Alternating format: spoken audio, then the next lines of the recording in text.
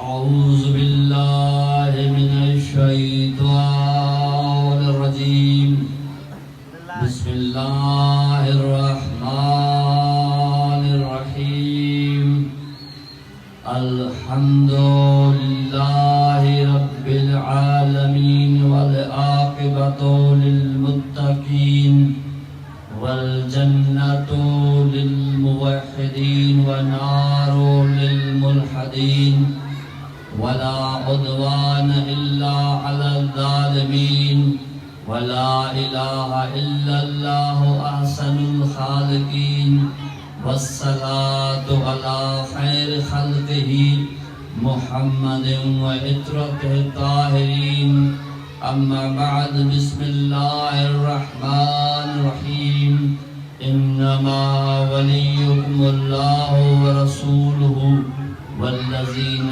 آمنوا الذين يقيمون الصلاة ويؤتون الزكاة وهم راكعون درود پڑھیں آل محمد کی ذات پر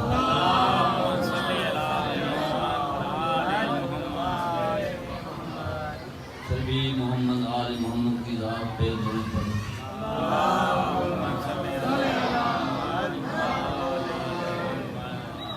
امام بارگاہ علی مرتضیٰ میں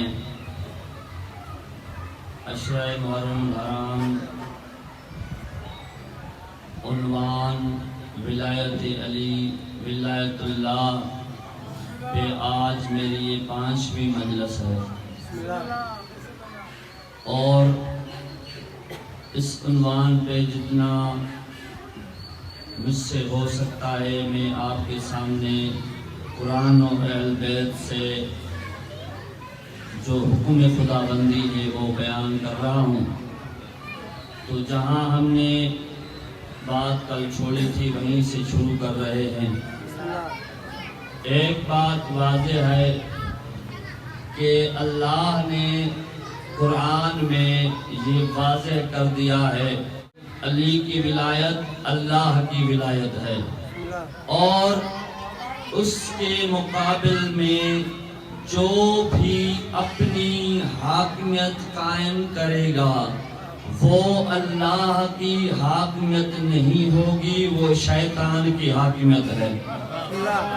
یعنی اس پوری زمین اور آسمان کا جو خالق ہے وہ ایک اللہ ہے اور اس نے اپنا اختیار اپنے رسول کو دیا ہے اور پھر ان کو جو رسول جیسے ہیں اللہ نے اپنا اختیار اس کائنات کا اختیار اپنے پاس رکھا ہے اور اگر دیا ہے تو وہ نبی کو دیا ہے اور دوسرا ان کو دیا ہے جو نبی جیسے ہیں، جن کو نبی نے کہا کہ اللہم ان ہؤلاء اہل بیتی، اے میرے اللہ یہ میرے اہل بیت ہیں، لحمک لحمی، اے علی تیرا جسم میرا جسم ہے، روح کا روحی تیرا روح میرا روح ہے، دمک دمی تیرا سانس میرا سانس ہے، تیری زندگی میری زندگی ہے، تیرا ذکر میرا ذکر ہے، جو تیرا دشمن ہے وہ میرا دشمن ہے، جس نے تجھ سے جنگ کی اس نے مجھ سے جنگ کی اور جس نے مجھ رسول سے جنگ کی اس نے اللہ سے جنگ کی ہے۔ تو آج اس موضوع پر ولایت علی ولایت اللہ کے موضوع پر ہم اس کو آگے ڈسکس کرنے جا رہے ہیں۔ اللہ نے سورہ لقمان میں ارشاد فرمایا، حضرت لقمان جو اللہ کے ولی تھے، اللہ کے نہ نبی تھے نہ رسول تھے نہ امام تھے۔ اب دیکھیں جس کو قرآن میں اللہ نے نیک بندہ کہا ہے ہم اسے نیک مان رہے ہیں، ماننے میں کنجوسی ہم نہیں کرتے مگر ایک شرط ہوتی ہے ہم اسے مانتے ہیں جسے اللہ بنوائے۔